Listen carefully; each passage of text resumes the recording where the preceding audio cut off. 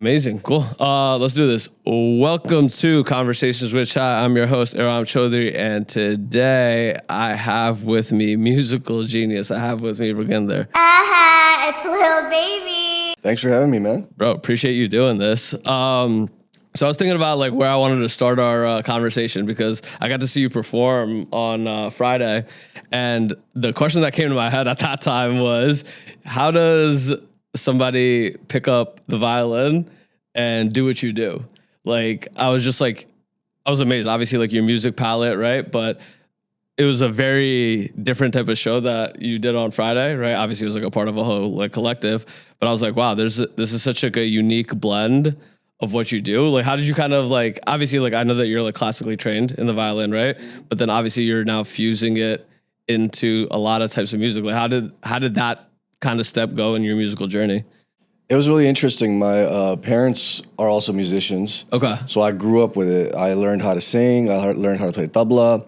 And then, in elementary school out here, like 5th, 6th grade, that's when they're like, you can join the band, you can join the choir, or, do something else that's not music. And I kind of wanted to do trumpet when I initially started out. Okay. And my parents were like, try out. They didn't like the trumpet off the bat. They were like, nah, you're not doing that. What else do you like? I was like, violin. So, it was an instrument. When I picked it up, it spoke to me like immediately. It's something it's an instrument that's very hard, but I was able to pick it up like in 2-3 months and get the basics down. And my violin wasn't sounding screechy or like it sounded like cats dying. Usually that's what it sounds like in the first 6 months. And so then I did my training. And what I noticed was like, especially in high school, was like, a lot of my friends were like, yo, you play really well, but I don't listen to that type of music, And so for me, I grew up listening to hip hop, R&B, pop music, stuff that everyone listens to when you grow up in America, especially in the Bay Area. And so what I did was there was a song that was really popping in the Bay Area at that time. So I took the instrumental of that and then I just like improvised over it. What song? It was called Doing That by Clyde Carson and Sean Kingston. Okay. So it's like Clyde Carson's like a very Bay Area artist. So if you know, you know. And at that time, that song was huge. So I did that and, I posted it online. And next thing you know, over the course of a month, because things used to move a lot more slower back then, I'd walk down the hallways and I had random people come up to me and be like, yo, that was sick. And all I did was just share it to my friends. I made it for my friends. And so random folks started coming up to me, oh, I heard your stuff. I heard your violin. That was crazy. So that was kind of like the inception of how it all started. And it wasn't until I graduated where I was like, okay, let me do another version of this. Because I had finally gotten a MacBook. I was like, all right, I'm going to take this recording seriously, figure out what I want to do in life at the same time. So then this time instead of doing it with like a hip hop song, I did it with a Punjabi song and I posted that on YouTube. And back then it got like 100,000 views and it was like a Punjabi MC cover of Morning. And that's the track I played that night as well. It's funny. And it was just one thing led to another. Like that track went so crazy back then. And I was like shocked because I was making it in my bedroom, on GarageBand. There's like no budget behind it. And it really gave me the courage to be like, if this is something, the second time that I did it and it works, then let me just go full speed ahead. And so it's been a bunch of years ever since then. But then I started making original music and then started getting an audience for my original music. And now we're here. When would you consider in your mind that you made like the shift from I'm doing this for fun to I'm a real musician? I think because I was raised in a musical family, I kind of always had an expectation that it was going to be a part of my life. And also those expectations were also placed on me by like people around me. Because like whenever adults would hear my music that were like music friends of like my parents, they were like, you're going to be this, you're going to be that, you're going to be that, right? It's a lot of pressure, but like I also like, internalize a lot of it. I didn't know how it was going to happen, but I was very confident that it was going to happen. But initially, I joined my community college. I was an undecided major, and I really didn't know what else to do. So I was just taking my general classes, and I was like, let me just throw stuff up on YouTube and see what happens. So I did, and then, started getting gigs, started getting booked.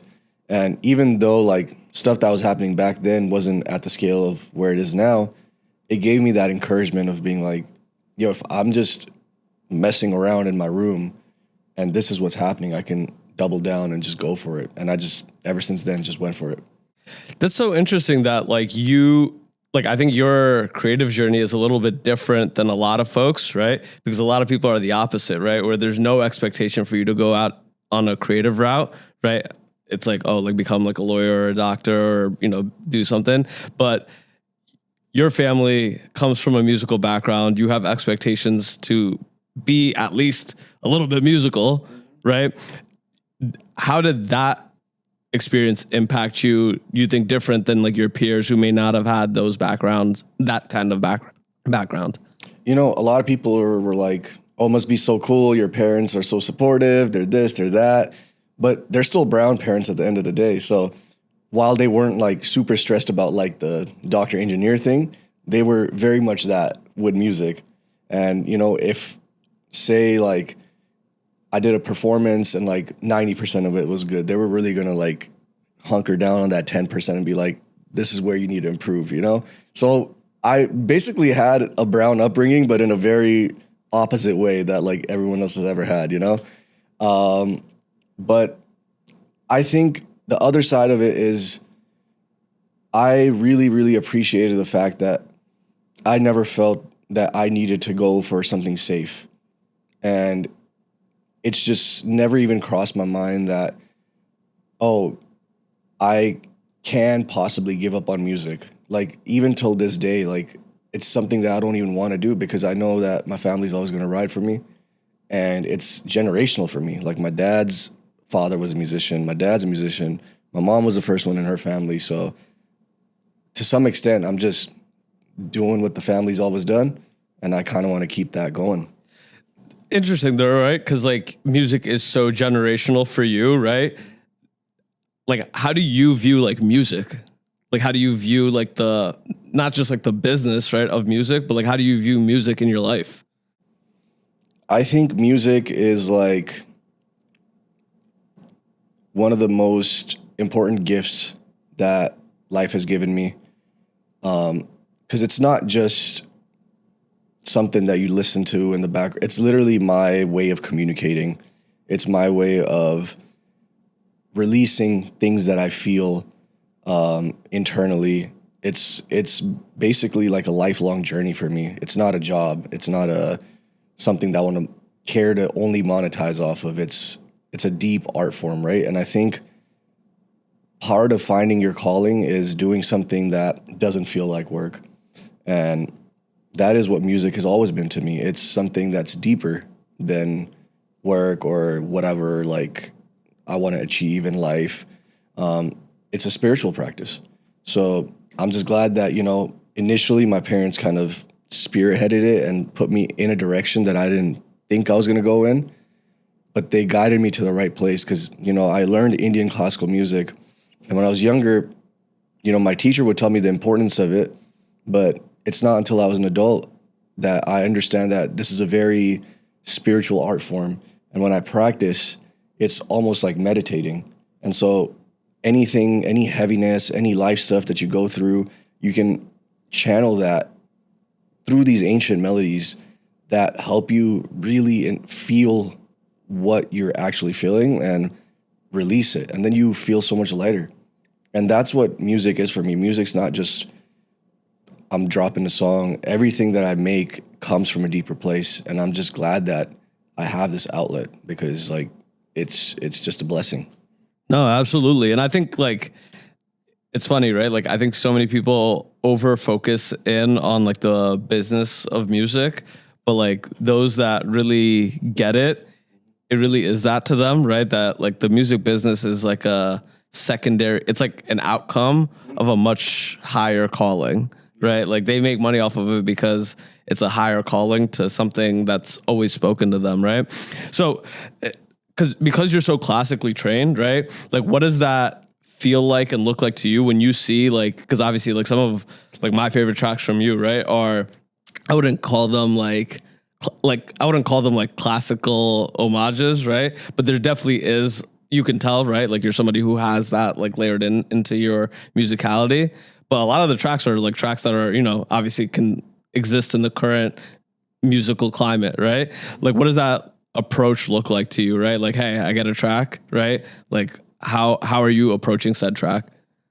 I mean, for me, the reason why I experiment so much, because I think in life, you have to adapt, you have to grow, you have to experiment for the genre to move forward, right?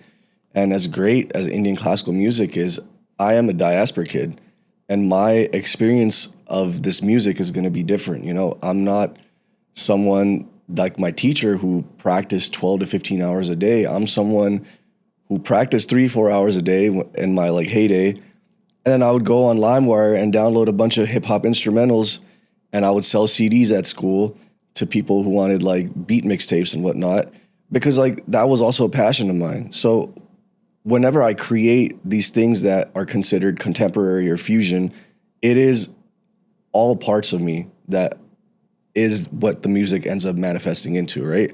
Like, yes, there is this like ancient art form that I did study very extensively, got a master's in as well, but there's also this side of like my upbringing where I don't even have to like think about it consciously. Like when I make music, it just joins in that way.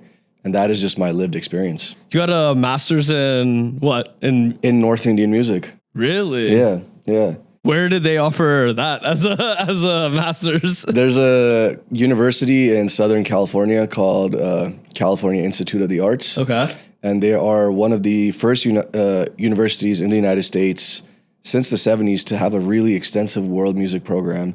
So they offer like extensive study into like Balinese, African music, Chinese music, and Indian music is also like a big hub in that school. So I went there, I learned Hindustani classical, and, you know, it was just an amazing environment to grow in, but also just get my certification because I spent my whole life doing this thing, you know? Yeah. That's fire.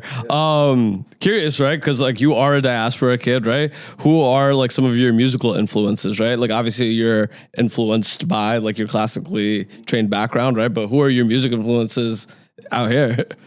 Man, I mean, out here, it's really interesting. Like when I first, going deeper into the diaspora, I was actually born in Thailand. Mm-hmm. So I lived in Thailand for 8 years. And when I lived there, I was very much exposed to Bollywood and Sufis. Like I used to listen to Nusrat all the time and Michael Jackson.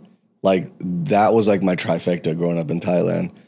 When I moved to America, one of the first songs I ever heard was Still Fly by the Big Timers. And that was my shit. I was like, taken aback. I was like, what is this? And then when I started hearing artists like Timbaland sample like Desi sounds in their music, I was like, this sounds like home, but it also sounds something that is so progressive, so experimental, so incredible. Like, I didn't know that my music could sound like this, right? And to hear like someone like Timbaland take it there was huge for someone that just moved to this country. So initially, like a lot of these influences were like Timbaland. I love the bounce Pharrell had on his tracks. In general, like I love what Beyonce stands for as an artist. Like she is like perfection as far as like dance, stage design, music. Who else? Kanye West is also in that line as well. And then, you know, later on, the Kendricks, the Drakes, of course. And a lot of these artists I really grew up just idolizing because they brought this flair, this like bravado, this confidence into their music, this unapologetic like truth into their music that I feel like a lot of times in Desi music or in classical circles in the Desi world doesn't exist because you're taught to be very, you know, humble, kind of just stay in your place, don't be too forward. So it was like these two worlds that I was balancing out. And I feel like a lot of the artists that I really looked up to were like the ones that were pushing culture forward.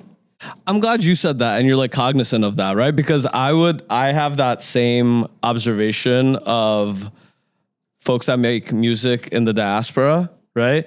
But I don't have that observation for the Punjabi side of the diaspora. I think that there, and maybe that's like a big reason for why I would say that Punjabi music has been the standard bearer for diaspora music. Would you agree on that? I do agree. I think Punjabi music has been independent for so long, and they have like pushed culture forward since like the 90s, because you know the Punjabi wave started in the UK, and like what we see today is the manifestation of what's been happening for decades. Why do you think that is though, right? Like I've always tried to figure it out, because like the diaspora is like such like a wide term that covers and encompasses so many people, right? In a good way, right? But the subculture of Punjabi music, Punjabi culture, right? Especially like specifically diaspora Punjabi culture, right? Has been something that's continuously grown and evolved for the last 25 years, basically, right? Like every time you see a star that the diaspora claims, 8 out of 10 times, it's typically a Punjabi artist. Right? Like, why do you think that is? That like Punjabi culture, especially in the West, has been able to progress on a trajectory that like the other, I guess, parts of the diaspora have not been able to replicate yet? I think part of it has nothing to do with music. I think part of it is Punjabis have been immigrating to like Western countries for such a long time. And one thing that we really, really hold on to is our pride for being Punjabi. And I think eventually in this immigration wave of, you know, having this tie to our culture, our language and whatnot, you had some kids in UK and Canada and even in America that were like, I love our music, but how can I apply this to how I'm experiencing my life right now, right? So in UK, you had all these cats that started mixing UK garage with Punjabi sounds in the 90s. And the core of that was always, we are very proud of our Punjabi heritage, but we're going to present it in a way that also ties our, you know, UK heritage and whatnot. And I think people always eat it up, and especially in our community, Punjabis hold you down like no other community. They push for your own people. Even for me as a career, like when I came out just doing violin initially, like my community gave me the most love because we really push for our own. We're a very small minority, you know, granted, but like our people ride hard. And we've been able to create our own scene before like the Live Nations and these big companies came in and started putting us in the arenas. Like I remember going to concerts growing up at like county fairs, and they would like book like Jazzy B, and then there would be like thousands of Punjabis that would just show up. But this was before like any of the other, you know, South Asians would like listen to Punjabi music as much. But we've always like had this strong independent music thing, and we've always like tried to push the genre forward. And so I think that's kind of manifested into the experience of like what's happening now. A lot of the artists that are Punjabi right now were people from India that immigrated to Canada, and they were also experiencing these like two cultures of like, hey, I'm going to Canada and I'm really experiencing hip hop, especially in the late 2010s. Like Drake was at the peak of his powers, and Canada had become such an incredible hub for hip hop. And these guys from Punjab would go to Canada and they're like, yo, I can do this, because in our culture, you know, we have a culture of hip hop. We have a culture of rhyming in our holy scriptures, but also just our art forms. There's an art form in Sikhism called Kavishri, which is all about enunciating poetry and almost like dropping bars. So these things have kind of existed, and they just got kind of manifested into like a modern day version of what Punjabi hip hop and things have, you know, become today. But I think, you know, we've always been a community that has experimented. We've always been a community that has been willing to uproot our lives and go explore something new. And I think those two things tying together is one of the big reasons why Punjabi music is where it is. Is there any like pushback within like the Punjabi community with like this, I guess, like push towards, you know, all these different sounds, right? Because obviously like Punjabi is just like, there is such an affinity for the culture, right? So, you know, some folks may feel a way that like, hey, the culture is like changing or adapting or evolving, right? Have you felt any of that pushback? I don't think with my music, because like my music is like, I think it's palatable to everyone. But in general, yeah, there's been a lot of conversations like say, you know, a lot of Punjabi music talks about violence, you know? And there's been a pushback about that. There's been a pushback for getting away from folk sounds and moving more to like, you know, hip hop and like just not maintaining what Punjabi music used to sound like. There's definitely pushbacks on those things, but I think this is part of progressing forward, right? I get the frustrations of some people and being like, we need to bring folk back, we need to do this, we need to do that. But we have artists that are still doing that, and they're trying to bridge something with the new world. Like, say, someone like Raf Sapera is someone that has a folk voice, but like brings it into modern day hip hop, but also like boom bap, which is also acknowledging the historical significance of an art form that, you know, other artists might not be doing it as, because boom bap is the origin of hip hop. And so you have artists that are doing that.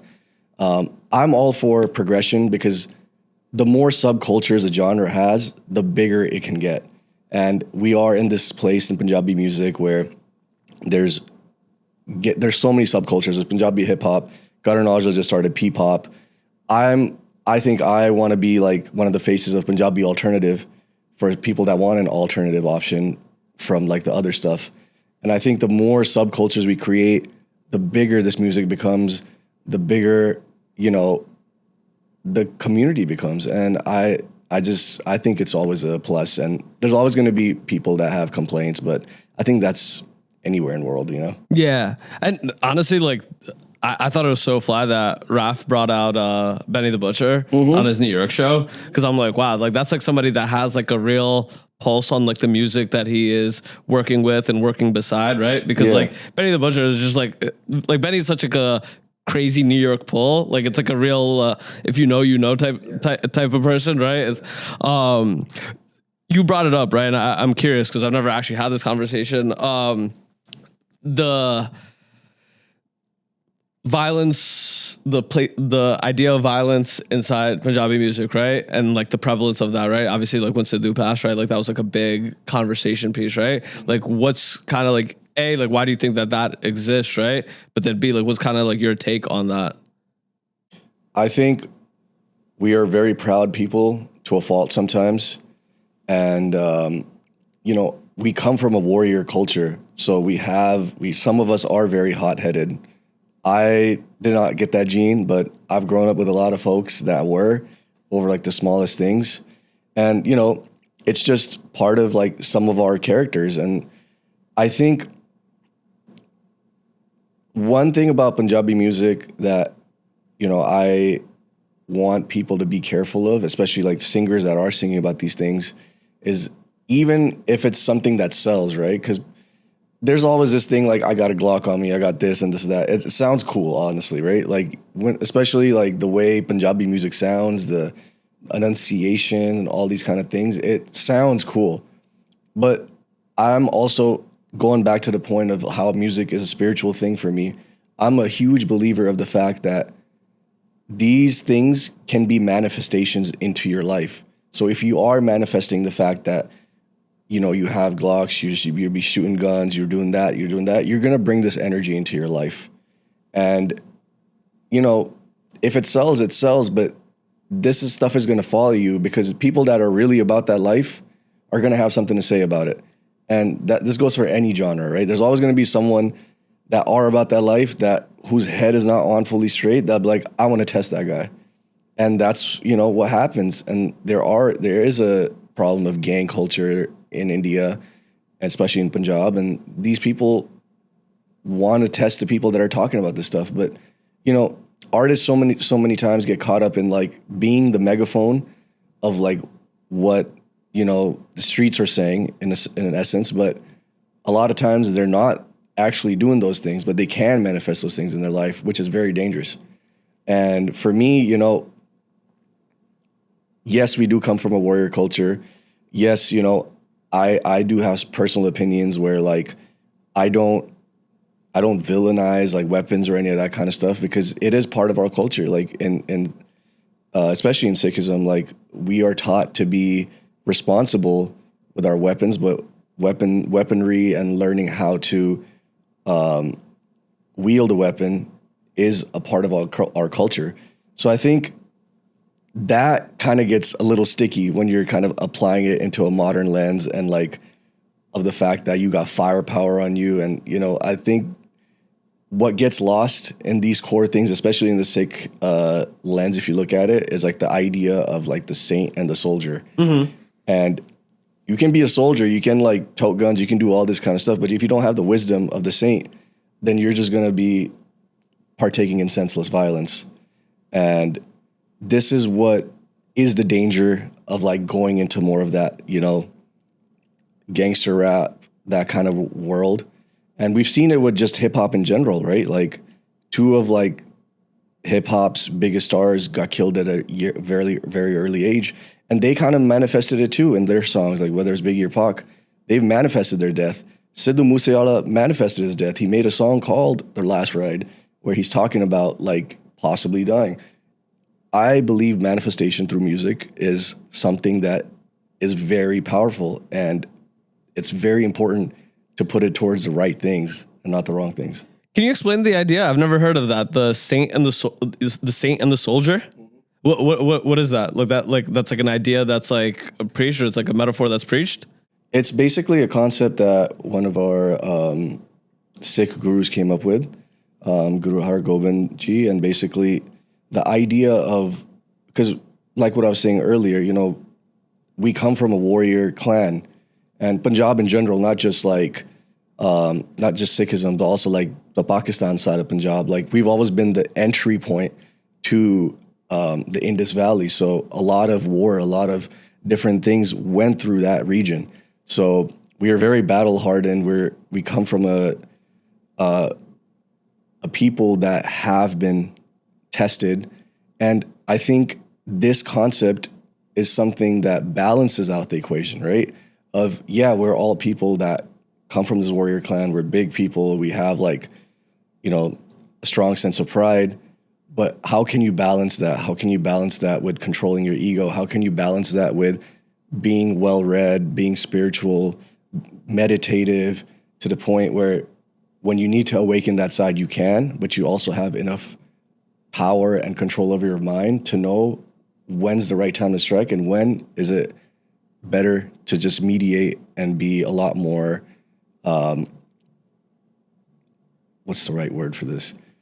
A lot more careful about the decisions that you're going to make before going into battle, you know? And so that's kind of like the idea. I'm not like the spokesperson of this, you know? There's going to be some people that see this, they'll be like, you're not a true Sikh, blah, blah, this and that. But I learn what I learn and I take what I take. And this is just my interpretation of it. And I try to abide by this. And tying it to Punjabi music was the first time I've ever done that. Like I've like never thought of this concept and tying it to Punjabi music, but it is something that is a core principle of Sikhism. And I think more people should definitely be aware of that, especially in our community when they are creating this type of music. No, for sure. I think, and again, I think that that's why like there's so much respect for those folks, right? That, you know, that show that level of strength, because I think like even as like a full diaspora, right? Like that type of like strength, that type of like vocalness and this is who I am, like take it or leave it. Like that's something that's, I would say, underdeveloped as like a wider community, obviously not just like in the Punjabi community, just as a wider community, right? So when we see like these artists that are able to like kind of thump their chest and like poke it out for like the rest of us, like there is a certain level of like pride there. But I think as the genre grows, as it goes into larger stages, the balancing of that and how that's perceived is going to be more important going forward, right? I think like again, like Punjabi music is touching the biggest stages, right? Like you have Diljit that's going to sell out MSG in like 2 weeks or next week or whenever, right? You have Diljit on Jimmy Fallon, you have Rasapera doing a full tour, right? Like APR, they're all going to make their ways up and back, right? But I think as that grows, right, there's going to be a closer look from folks that have no context of the religion, of the people, of the music, right? That are just observers. And then if this is the first thing that they're observing, we want to make sure that it's perceived in the right way by the right folks. In terms of like, I guess like being somebody who is visible, vocal in your community, do you feel a sense of responsibility?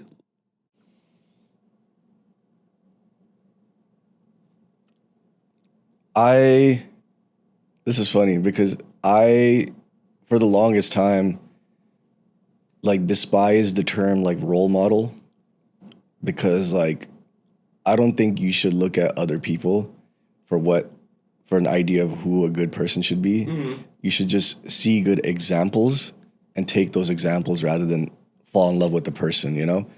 And do I take responsibility for who I am and what my community wants of me? To some extent, yes, but like what I want to be for my people is just like a beacon of light and love and positivity. And I feel like that's my responsibility, to just share that as much as I can. And I have no expertise in anything else. Like, I'm just going to share love, light, positivity through my music. And anything else, don't come at me for it, because like, I'm not the expert of that. We have experts for different things. Mm-hmm. But for me, I just want to spread peace and love. And I want to spread it I want to be the vessel, you know, that like the universal power has given me, and to do it through the music. So I feel like that's my biggest responsibility. That's my calling.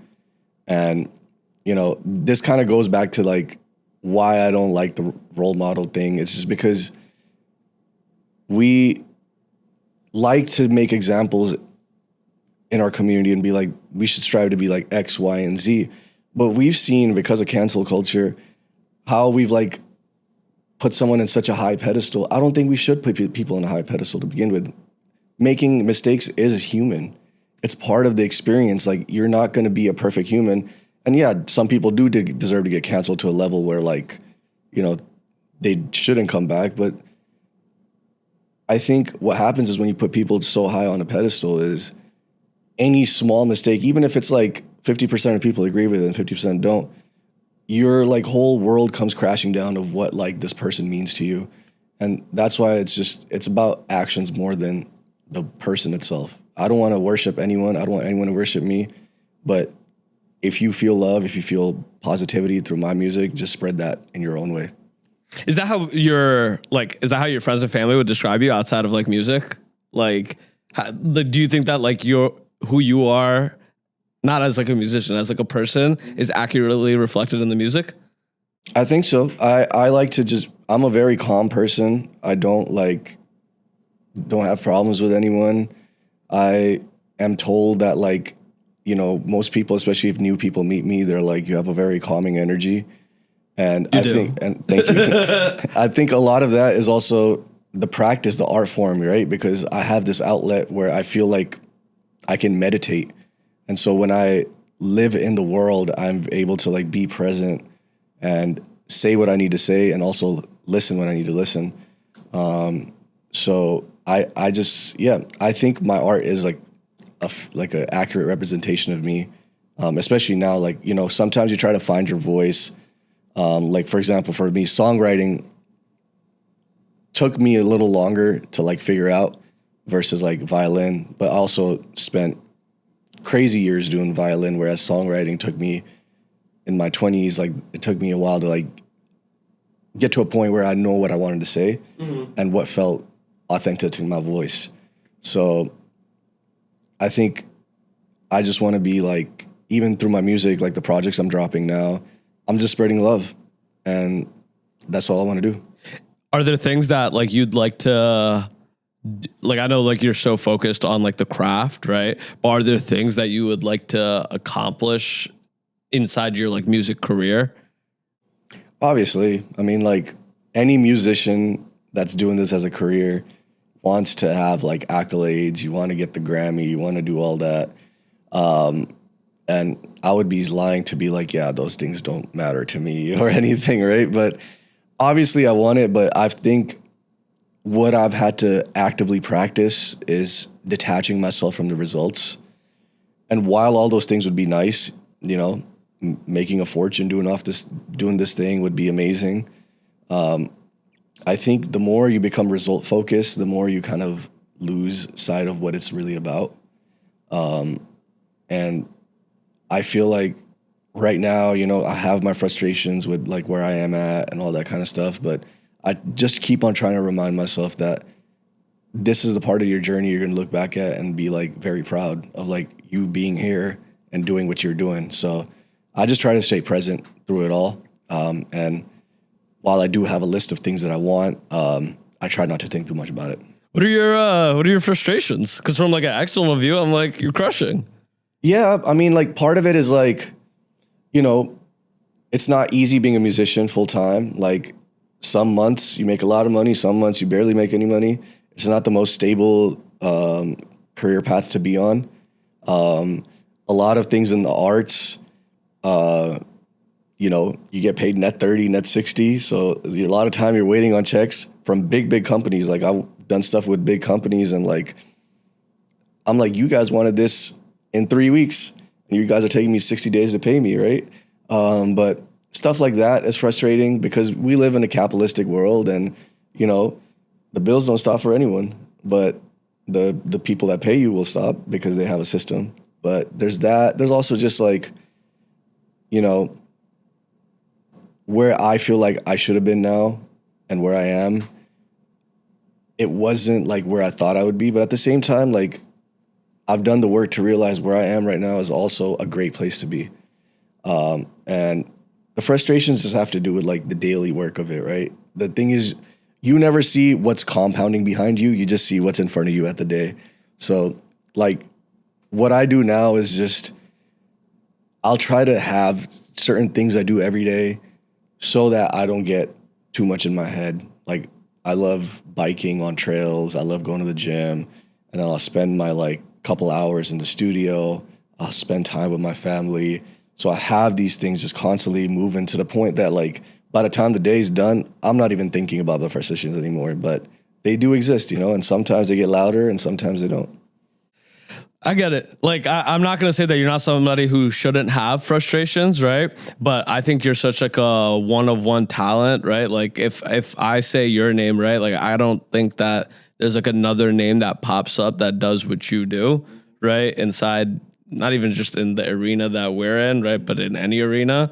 I couldn't name another person, right? So obviously the work has compounded you into that very unique spot. And I think like at that point it just becomes like like you're saying, like it's just a compounding effort, right? Like you continue on the journey, right? It's always going to yield whatever accolade is in your head that you want to accomplish, right? Is going to get hit, right? But because you just talked about it, right? Like in terms of like the music, right? Like where do you think you are in terms of like where the music is going, right? Like what would you like to kind of like add to your repertoire in terms of like, hey, I want to make this type of song or I want to do this? Like where are you kind of from like a musical lens?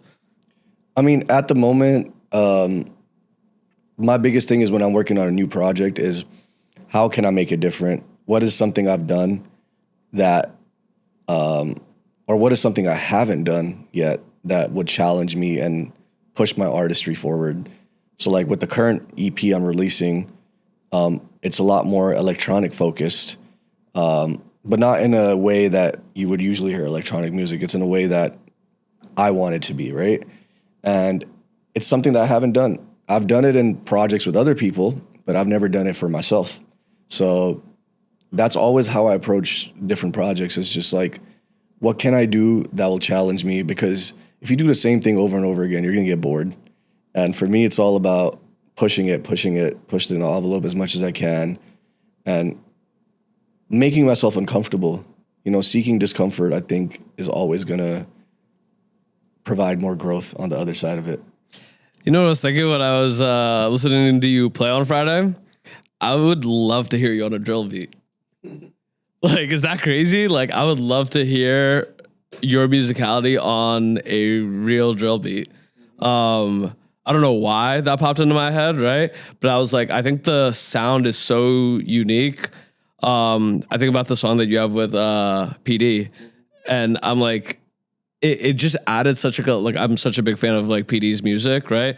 But just your musicality just added like a different like layer to everything, right? And I was like, wow, like this type, there's so many folks that would, I think, benefit from that type of musicality being brought to their production, right? Like other artists, right? Like there's just such like a large vast of folks that I think are in the music business but aren't making real music, right? And I think that your musicality brings such like a presence that I think a lot of folks could benefit from. Yeah, I've actually done a drill beat before with this artist named Fateh. Oh, have I heard that record? It's called Chale Ja. He dropped an album a few years ago, and I'm just kind of riffing on it, but it's a drill beat. Why do you think? How come? Like, why do you think that? Like Canada, the UK, right? Like, how come there's like more Punjabi artists that are coming out of there than in the US? You think it's just an immigration pattern thing? Because I feel like we have as many like Punjabis here as I would think. No, they have more. Oh, really? Canada has like a lot more than Canada and the UK both? UK and Canada are above America for sure, but we're not that far behind. Really? Like, a lot of us are in California actually, but I don't know. I think it's because they're so close quarters. America's really big, like just to get from like one coast to the other coast, it's like 5-6 hours flight. Or even like if you live in California, you'd have to drive everywhere, and driving somewhere, if you want to go to someone's studio, especially in LA, you're in the car for like 40-45 minutes. From my understanding, what I've seen like in Brampton or in Surrey is if you live in Brampton, where a lot of these artists kind of came up, you're kind of in a 15-20 minute radius if you drive from everyone. And so a lot of these artists that came up in Brampton were kind of neighbors. So it's easier for them to meet up on a regular basis and work on a regular basis. And also just, I think when you're surrounded by the culture that much, you're just able to, the output is greater. But yeah, I think population does have a lot to do with it. That's why I'd be trying to get, like, selfishly, I'd be getting everybody to try to move to New York. Because like real selfishly, I'm like, yo, like from just being a participant inside like the creative community here, I'm like, I wish that there was like, there's so many of us, but I wish there was like more of us, right? Like I wish there was more of us that are just in it like constantly every day, every week, just like in it, working together, collaborating together. Because to your point, I think that's why they all kind of came up together, right? Because they're in the same phase of their career and they're just trying to like get out of whatever bubble that they're already in. And I think that creates like some of the best art, right? And I think that's like a proximity thing for sure. I do think New York is like one of the major hubs right now of like what I considered like the Brown Renaissance. And I think overall Brown Renaissance, like whereas UK and UK's had its own thing too, but I feel like Canada's been a very Punjabi specific, so focused thing. But I think a lot of what's happening in New York, especially like on the music side, on the content side, on the art side, I think there's so much bubbling here. And I think to your point, the more people that come here, I was here at one point. It's just such an amazing city to be. And I think it's going to be a major player for the brown space. It's already a major player in every other industry. But I think for the brown space, I think it's there, but it's going to even explode even more. I would hope so. First of all, I wanted to say, appreciate you doing this, taking the time. We end every podcast with a segment called Call Your Shot. The idea is you state out something that you will do in the next year, 2 years, 3 years, 5 years, whatever timeline that you want to state out. And then when you do it, I clip this up and then I say, see, he called it here first. So together, call your shot. Call my shot.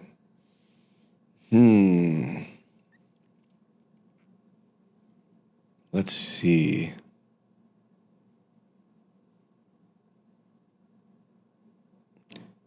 within the next 3 years, I will have a track with a mainstream American artist. I like that. I like that. I like that. That in the works? No, not right now, but someone that like is going to be notable. I think that I'm gonna call that shot. I'm just putting it out there. I like that. Yeah. I like that because I could, like, just like I said before, that your musicality, a lot of folks within our community could benefit from it. I think a lot of folks outside of our community could also benefit from it. Yeah, I think the music I try to make is universal, and I hope that, you know, it gets taken by people, and hopefully this shot happens. Absolutely. Yo, appreciate it, brother. Yo, thank y'all for listening. Peace.